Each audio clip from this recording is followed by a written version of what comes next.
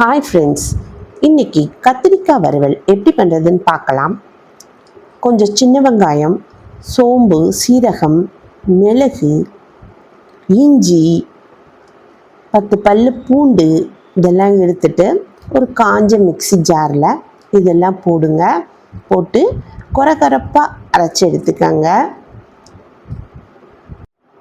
இது மாதிரி எடுத்து வச்சுட்டு இன்னொரு பவுலில் நம்ம மிளகாய் பொடி, மஞ்சத்தூள், கொஞ்சம் எண்ணெய், தண்ணி இதெல்லாம் வச்சு உப்பு போட்டுட்டு நம்ம இதை நல்லா மிக்ஸ் பண்ணிக்கணும்.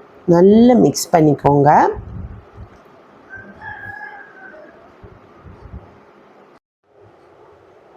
இந்த மாதிரி கொஞ்சம் தண்ணி விட்டு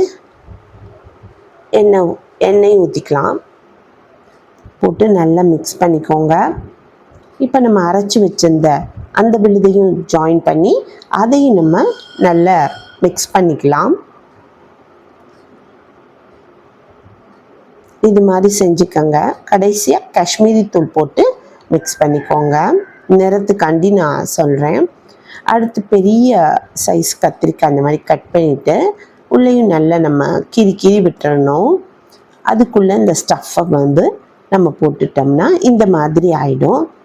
நெக்ஸ்ட்டு நம்ம வானலியில் எண்ணெய் ஊற்றி இந்த கத்திரிக்காயை போட்டு பிரட்டி எடுக்கணும். தண்ணியும் கொஞ்சம் ஊற்றிக்கலாம்.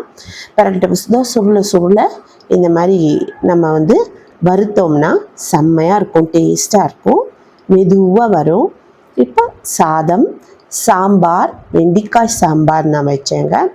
அதில் தொட்டுக்க இந்த உரப்பு கத்திரிக்காய் வச்சு சாப்பிட்டோம்னா சூப்பர் டேஸ்ட்டாக இருக்குங்க.